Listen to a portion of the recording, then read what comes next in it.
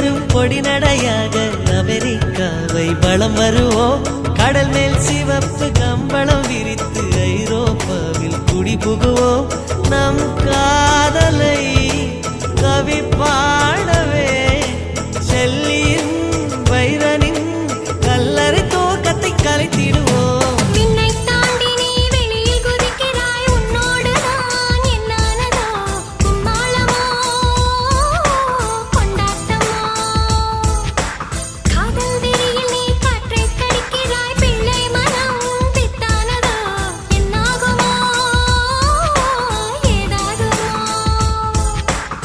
வாடை காற்றுக்கு வயசாச்சு, வாழும் பூமிக்கு வயசாச்சு.